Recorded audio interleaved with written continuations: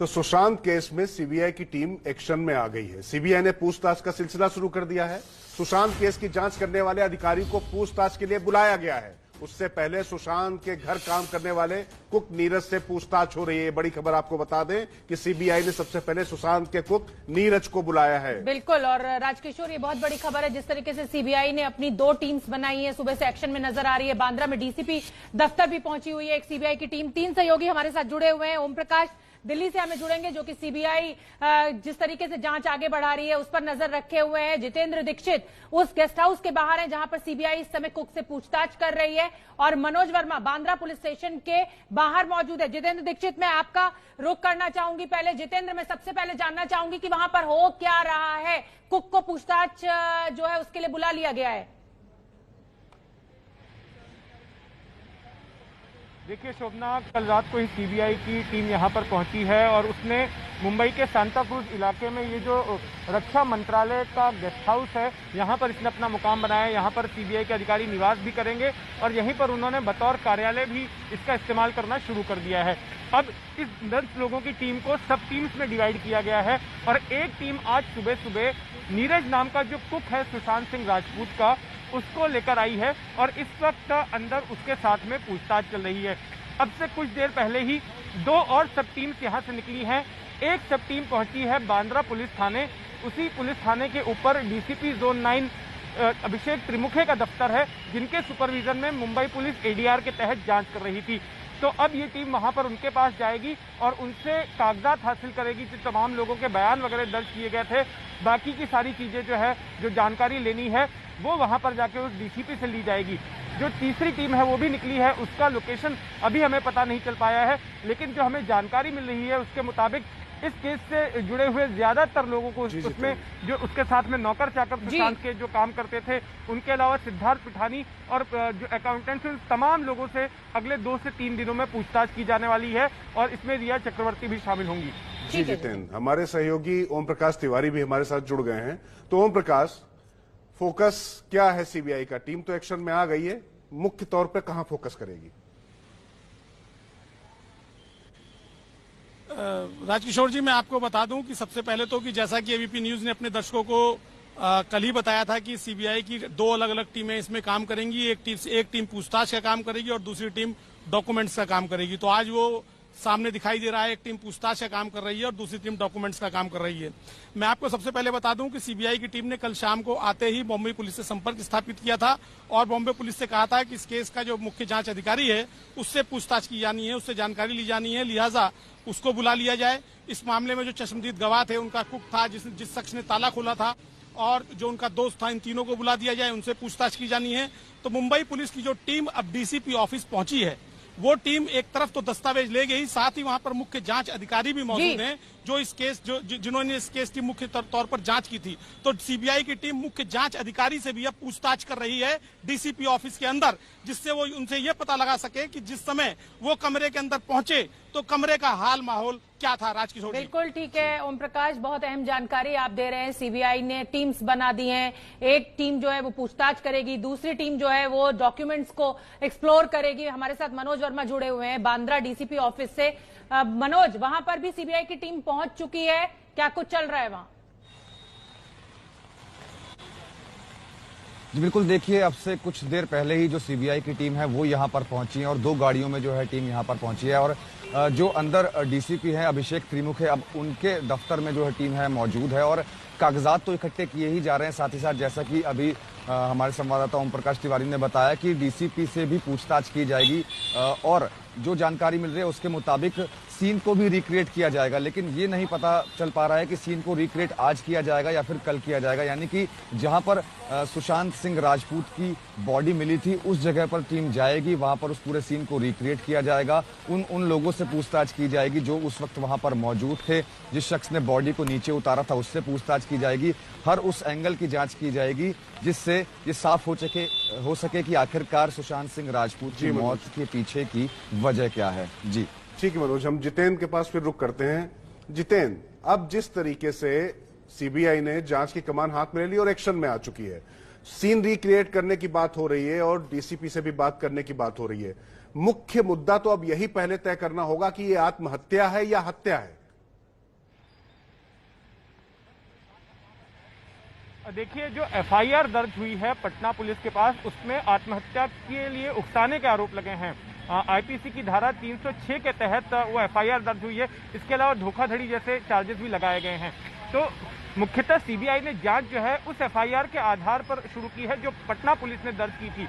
लेकिन in the course of investigation अगर CBI को यह पता चलता है कि आत्महत्या का मामला नहीं लग रहा है, तो फिर ऐसी स्थिति में एक्स्ट्रा सेक्शंस जोड़े जाएंगे और फिर हत्या का मामला अलग से दर्ज करके फिर उस तरह से जांच हो सकती है। लेकिन आज पहला ही दिन है, अभी सीबीआई ने अपनी जांच की शुरुआत की है और जैसे जैसे जांच आगे बढ़ेगी हो सकता है कि सीबीआई को और जानकारी हासिल हो और इस तरह के सबूत मिले, इस तरह के घटनाक्रमों की जानकारी मिले, जिससे कि ये संकेत मिलते हो कि सुशांत ने आत्महत्या नहीं की है बल्कि उसकी हत्या हुई है और मुंबई पुलिस ने अपनी शुरुआती जांच में ही गलती कर दी, इसको आत्महत्या मानकर। अगर ऐसे सबूत मिलते हैं तो इस स्थिति में फिर इसमें धारा 302 लगाई जाएगी और फिर एफआईआर उस तरह से मॉडिफाई करके हत्या की जांच की जाएगी।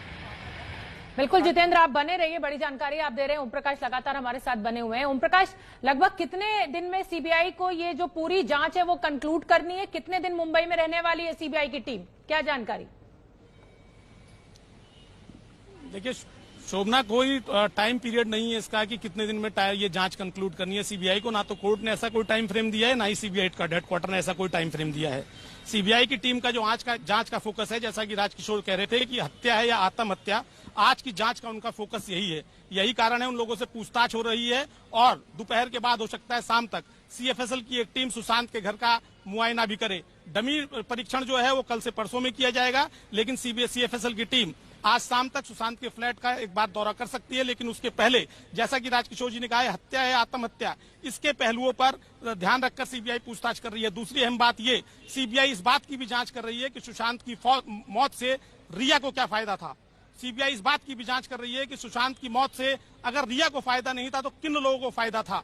तो हत्या या आत्महत्या और फायदा किसे, फिलहाल इस बात को फोकस में रख के सीबीआई टीम जांच कर रही है। शोभना। ओम प्रकाश, मैं आपकी हर बात से सहमत हूं, इसको समय में नहीं बांधा जा सकता है, लेकिन आपको भलीभांति याद होगा कि आरुषि केस, जब सब कुछ बिगड़ जाता है मौका, उसके बाद जब सीबीआई पहुंचती है तो बहुत कुछ हाथ नहीं लगता है। तो ऐसे में आसान नहीं होगा सीबीआई के लिए भी, आप कितना भी मौका रिक्रिएट कर लीजिए, लेकिन जो फर्स्ट सीन ऑफ क्राइम होता है उसी से सब कुछ सुराग निकल पाते हैं। देखिए शोभना, सीबीआई का रिकॉर्ड कोई बहुत अच्छा नहीं है।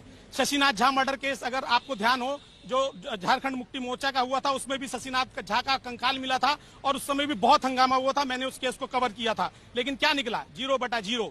अगस्ता वेस्टलैंड केस, ये एंटी करप्शन का केस है जिसकी एक जांच अधिकारी इस टीम में भी शामिल है। अगस्ता वेस्टलैंड केस में क्या निकला? 0/0। तो ऐसा नहीं है, सीबीआई के पास कोई अलादीन का चिराग नहीं है क्योंकि घिसके बता देगी, लेकिन सीबीआई का इस तरह के मामलों में अभी तक का रिकॉर्ड बहुत अच्छा नहीं है। और लिहाजा टाइम फ्रेम की बात तो वो कोर्ट अगर डिसाइड करेगा तभी वो होता है, अदरवाइज सीबीआई हेडक्वार्टर की तरफ से ऐसा कोई टाइम फ्रेम नहीं होता। और सीबीआई मुख्यालय में भी आज भी ऐसे कई केस हैं जो पिछले 30 सालों से लटके पड़े हैं। शोभना। ठीक है ओम प्रकाश जी, मैं सीधे रुख करूंगा मनोज वर्मा जो कि बांद्रा डीसीपी ऑफिस के बाहर हैं। मनोज, जिस तरीके से जो बात अभी जितेंद्र जी कह रहे थे और जो बात अपने ओम प्रकाश जी कह रहे थे, इन लोग से बिल्कुल स्पष्ट है कि जांच कठिन है।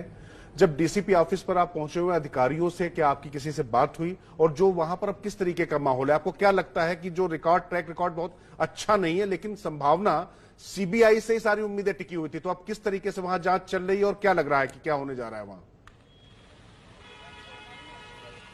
जी बिल्कुल, देखिए राजकिशोर, आपको बताना चाहूंगा कि अभिषेक त्रिमुखे जो हैं डीसीपी 9 जोन के डीसीपी हैं, उनसे पूछताछ तो चली रही है। साथ ही साथ जैसा कि हमारे संवाददाता ओम प्रकाश तिवारी बता रहे थे कि सीबीआई के पास अब बहुत कुछ है नहीं, क्योंकि सीन ऑफ क्राइम जो है वो बहुत ज्यादा सबूत नहीं मिलने वाले हैं। तो जो भी इन्वेस्टिगेशन होगी अब इन्हीं की जांच के आधार पर होगी। जो फोटोग्राफ्स जो खींचे गए थे उन फोटोग्राफ्स को देखकर होगी कि उस टाइम सुशांत सिंह राजपूत की पोजीशन क्या थी, किस तरीके से वो बेड पर लेटे हुए थे। तो अब जो सीन रिक्रिएट होगा उसमें बहुत कुछ शायद हो सकता है मिलने वाला नहीं है, क्योंकि जो सबूत है वो अब शायद ना मिल पाए। तो जांच की जो दिशा है वो इन्हीं जो डॉक्यूमेंट्स अंदर जुटाए जा रहे हैं, जो फोटोग्राफ्स होंगी, जो भी यहाँ की टीम ने काम किया है, उन्हीं के आधार पर अब जांच की दिशा जो है वो आगे बढ़ेगी। जी ठीक है जितेंद्र, जिस तरीके से बात हो रही सीबीआई के ट्रैक रिकॉर्ड की, लेकिन सबकी मांग थी और सबकी उम्मीदें सीबीआई से ही थी।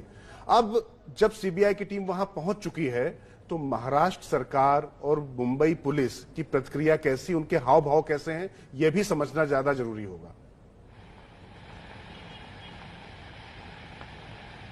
देखिए, महाराष्ट्र सरकार की ओर से जो प्रतिक्रिया आई थी वो काफी तीखी प्रतिक्रिया आई थी कोर्ट के आदेश के बाद में। हालांकि महाराष्ट्र सरकार ने ये जरूर कहा था कि हम सीबीआई के साथ में सहयोग करेंगे, लेकिन उनके साथ साथ उन्होंने मुद्दा छेड़ दिया था देश के संघीय ढांचे का, कि अगर इस तरह से होता है कि एक राज्य में अपराध होता है और दूसरे राज्य की सिफारिश पर जो है अगर सीबीआई को जांच चली जाती है तो ये ठीक नहीं है और इसके लिए इस पर एक बहस होनी चाहिए। इस तरह से महाराष्ट्र सरकार की ओर से अनिल देशमुख जो महाराष्ट्र के गृह मंत्री हैं उन्होंने प्रतिक्रिया दी थी।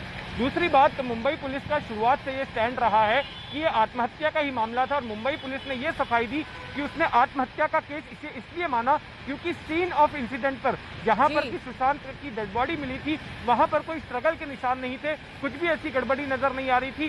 जो पोस्टमार्टम की रिपोर्ट आई उसमें भी कुछ शक करने लायक नहीं मिला और इसके साथ साथ सुशांत के घर वालों ने या उसके यार दोस्तों ने भी कोई इस तरह की शिकायत आधिकारिक तौर पर मुंबई पुलिस को नहीं की थी जिससे कि ये लगे कि सुशांत की बिल्कुल। और देश की नजर लगी हुई है इस समय सीबीआई की टीम पर। जितेंद्र, आप जानकारी जैसे कि दे ही रहे हैं और जांच में जुटी सीबीआई की दूसरी टीम मुंबई के पाली हिल इलाके से सुशांत के कुक नीरज को लेकर गेस्ट हाउस पहुंच चुकी है जहां सीबीआई की टीम ठहरी हुई है। इस तस्वीर को जो हम आपको दिखा रहे हैं, देखिए काले रंग की टी शर्ट में दिखाई दे रहा है नीरज। और क्या पूछताछ की, जब एबीपी न्यूज ने एक हफ्ते पहले नीरज से बातचीत की थी तो क्या कुछ कहा था वो आपको सुनवा देते हैं। 14 तारीख की सुबह की बात है। 14 तारीख की सुबह के बाद मैं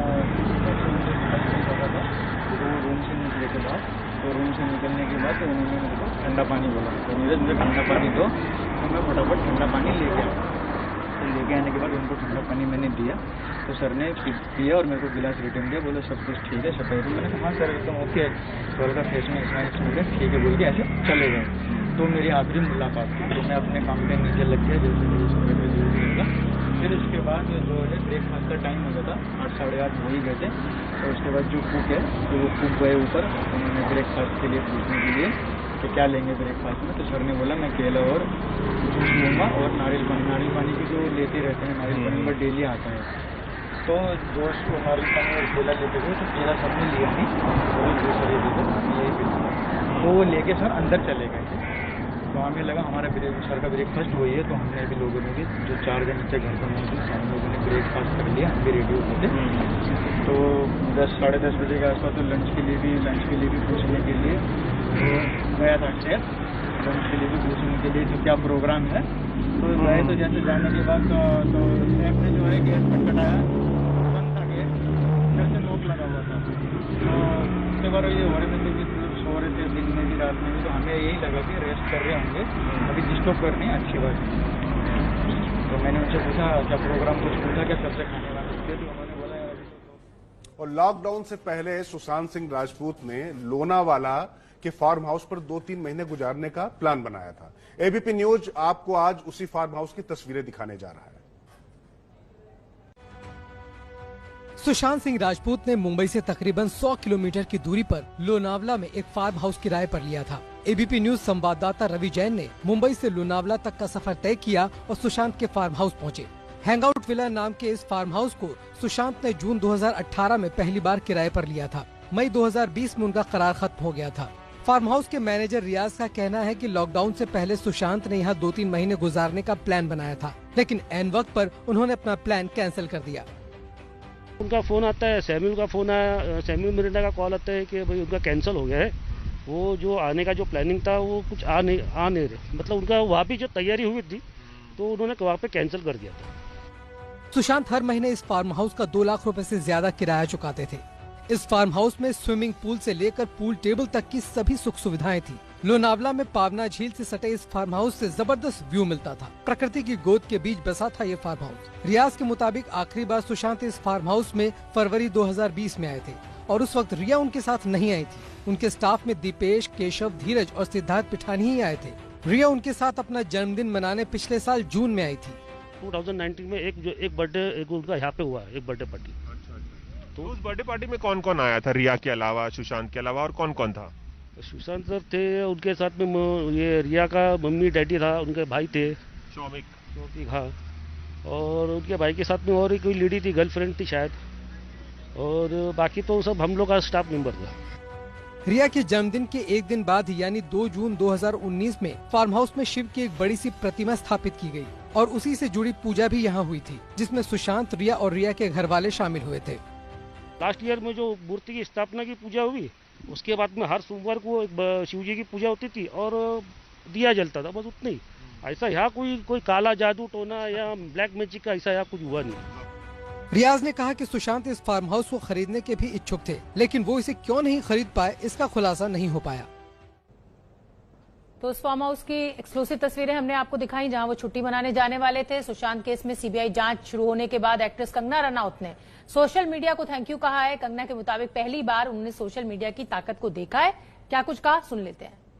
इस साल जो मैंने देखा है, मैंने पहली बार सोशल मीडिया की पावर देखी है और मैंने देखा है कि कैसे सारा विश्व एक साथ आके हम सब सुशांत के लिए हम लोगों ने जिस तरह से फाइट किया और उसमें सफलता पाई है, इससे मुझे बहुत उम्मीदें हो गई है। मुझे बहुत आशाएं हैं कि हम सब मिलके इस तरह से जो भी हम न्यू इंडिया के लिए रिफॉर्म्स चाहते हैं उसके लिए आवाज उठा सकते हैं। और इसलिए इस महीने मैंने सोशल मीडिया पे for the first time I have come on Twitter and I am so excited and मुझे आपका सहयोग चाहिए and I am looking forward to this journey जहां पे इतने सारे अमेजिंग लोग हैं और उनको जानने का मौका मिल रहा है और एक नए रिश्तों की शुरुआत हो रही है। तो बहुत बहुत धन्यवाद for this opportunity and I look forward to great time being here.